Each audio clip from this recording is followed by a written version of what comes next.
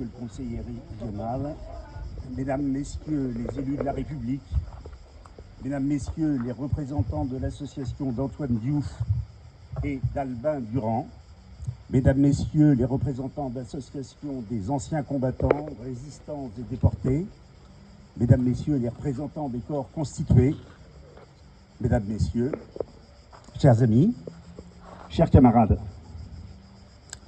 Ainsi revient aujourd'hui cette commémoration du terrible drame de ces exactions affreuses commises ici à Sarian, un soir d'été, c'était un 1er août. Nous sommes en 1944, c'est encore la guerre. Des miliciens, des membres du Parti populaire français, des affidés de Philippe Pétain, d'un prétendu État français, poursuivent des résistants. La haine, la rage, la folie les animent. Ils ont peur du moindre mouvement. Arrivés ici même, ils tirent à l'aveuglette, blessent, achèvent un blessé. Tomberont ce soir-là de la commune de Sarian, Lucien Faraud, Paul Roux et un blessé, Marcel Cassillan. Mais les criminels ont une cible, un endroit stratégique de la résistance, la ferme d'Albin Durand, militant communiste, responsable de réseau, sentinelle du maquis tout proche. Ils capturent d'abord Antoine Diouf, ouvrier agricole, lui aussi militant communiste, puis Albin Durand, et les torturent de façon atroce. Aucun des deux ne parlera. Les pauvres martyrs sont achevés d'une balle dans la nuque.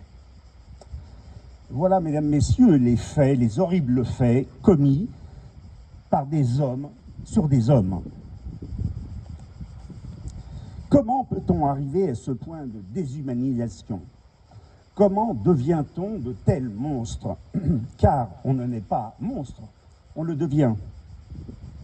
Longtemps, je me suis posé la question de savoir à quel moment Adolf Hitler, le pire d'entre eux, était-il devenu un monstre? J'ai cherché longtemps, lu beaucoup, j'ai éminé des légendes, dont celle du refus d'entrer dans une école d'architecture des Beaux-Arts qui l'aurait détraqué. J'ai rejeté le fait aussi qu'il aurait vu ses parents dans l'intimité. Rien de tout ça ne tenait debout. Alors j'ai épluché son livre, Mein Kampf, où il raconte lui-même les étapes par lesquelles il devient le monstre qui anéantira des millions d'êtres humains lors de la Seconde Guerre mondiale. Il est alors, au premier temps, militaire dans le nord de la France, de 1915 à 1918. Il décrit les horreurs de l'occupation, mais aussi ses propres délires hallucinatoires. En vérité, c'est la Grande Guerre qui a fabriqué ce monstre. Et ce sont les guerres qui les engendrent, et parmi eux, ces combattants de la milice et du PPF qui assassinèrent ici même. Chers amis, les conflits d'aujourd'hui et ceux vers lesquels on voudrait nous entraîner fabriqueront également des monstres, peut-être des pires, rendus fous par la haine et la rancune. Il n'y a pas d'excuse ni de fatalité aux guerres. Les guerres sont l'expression non d'une volonté, mais d'un renoncement. Renoncement à la diplomatie, renoncement à la raison, renoncement à l'humanité. Quand dans notre pays, nous passons en 2017 d'un ministère de la Défense à un ministère des Armées, ce changement est porteur d'idées, de mauvaises idées. La paix est le bien le plus précieux au monde. La paix permet l'épanouissement, la concorde. Les richesses du pays peuvent être orientées vers le mieux-être. Pourtant, jamais un gouvernement ne s'est doté d'un ministère de la paix. Osons-le. Notre pays s'honorerait d'être le premier à créer un ministère de la paix. Si la guerre crée des monstres, Elle fait naître des héros, car nos deux amis, nos deux camarades sont des héros. Y a-t-il une mystérieuse prédestination à devenir héros? Je ne le crois pas. Ce sont les événements qui font qu'on le devient, mais aussi toute une masse de petits riens qui confèrent cette étoffe. Diouf et Durand en sont. Ils n'ont pas parlé, ils n'ont pas dénoncé leurs camarades. L'eussent-ils fait, d'ailleurs, qu'ils n'auraient pas eu la vie sauve?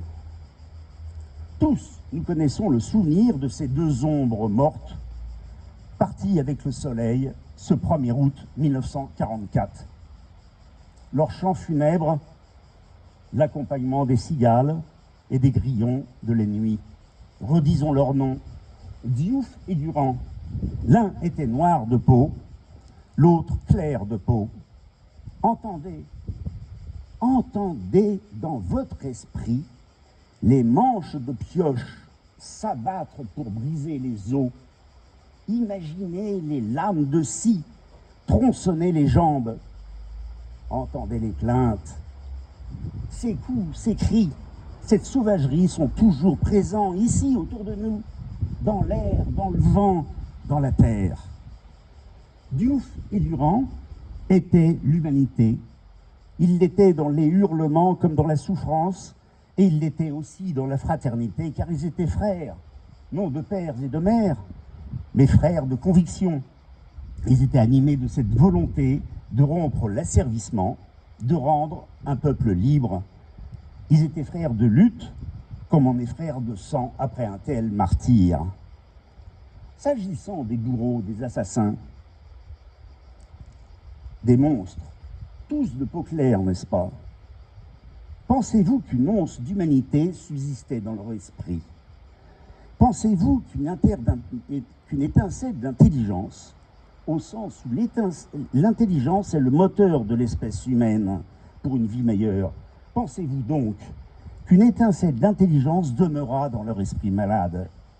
On touche avec eux à la question de la brutalité gratuite, sadique, découlant de la haine raciale, de la haine de l'autre, rejetée parce qu'en apparence différente d'un modèle social fantasmé. C'est toute la question du rejet, assis sur les différences d'idées, refusant d'accepter une autre pensée, mais aussi une autre origine. Ne pas accepter les gens venus d'un autre continent ou d'un autre pays ou d'un autre département ou encore d'un autre village ou même parfois d'une autre rue conduit aux pires tragédies. Je l'ai dit, les bourreaux de nos amis et camarades étaient des miliciens, cet outil de barbarie né du gouvernement de Pétain. On ne peut comprendre qu'ici, à quelques kilomètres, soi-disant par accident, des chants pétainistes soient diffusés le jour de la déclaration de la célébration de la capitulation nazie, le 8 mai dernier. Au mieux, c'est de l'inconscience. Au pire, c'est l'expression que d'autres drames sont à venir. C'était il y a 82 ans, et c'est aussi maintenant. Diouf était communiste franco-sénégalais. Il cumulait deux motifs d'exclusion. Comment peut-on encore aujourd'hui, au nom de suprématie raciale, recommencer à vouloir avilir les peuples? Comment peut-on exciter les pires sentiments chez les gens contre de pauvres airs qui, pour des raisons politiques, économiques, religieuses et climatiques, fuient leur pays pour justement frapper l'humanité? La haine est un pouvoir de domination sans partage. La haine est l'apanage des formes les plus barbares de l'exploitation. De quoi parlent ces manipulateurs? Ils ne parlent pas d'êtres humains. Ils se gardent bien de les nommer, car nommer serait les humaniser, nommer serait leur donner sens, reconnaître à des migrants des vies d'êtres humains. Ces hommes, ces femmes qui prétendent parfois aux plus hautes fonctions réduisent l'humanité, ils la brisent, ils excitent les haines pour mieux asseoir la défense de privilèges, et parfois, c'est encore plus dérisoire, de maigres privilèges. Ils ont besoin que l'histoire soit réécrite, que soient oubliés les cris de nos camarades, que leur souffrance ne soit plus celle de militants qui ont tout donné pour la liberté de tous, pour l'émancipation humaine. Ces propagandistes du pire nationalisme sont là. Ils l'ont toujours été pour briser les liens de fraternité, d'humanité. Ils sont là pour anéantir la mémoire, assombrir les consciences, asservir l'être humain à des objectifs politiques ou autres, qui tournent le dos aux intérêts de chacun et aux intérêts communs. Mesdames, Messieurs, chers amis, 82 ans après ce sommet de la barbarie, nous sommes rassemblés en mémoire de deux hommes qui moururent debout pour que les jours heureux soient de nouveau parmi nous, pour que la haine s'efface au profit de liens fraternels. Ces deux-là nous ont livré un message, celui de rester unis. Le combat de Diouf et Durand n'est pas terminé, l'actualité le rappelle tous les jours. Quand les blés sont sous la grêle, fou qui fait le délicat, fou qui songe à ses querelles, au cœur d'un commun combat, celui qui croyait au ciel, celui qui n'y croyait pas, affirme le poète Louis Aragon. Je le dis à mon tour, les blés sont sous la grêle, les blés sont tout ce qui nous importe, mais aussi ces femmes, ces hommes, ces enfants pour qui l'avenir s'efface. Car qui peut dire où va le monde?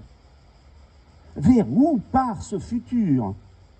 Vers quelle nuée noire? Vers quels abîmes sombres? Vers quel feu dantesque va-t-il? Que nous disent Diouf et Durand? Eux, hélas, plus rien, mais leur mémoire, que nous honorons ce soir, nous presse de poursuivre leur tâche pour que la terre de France ne s'avilisse pas dans les fantasmes de haine et du rejet de l'autre.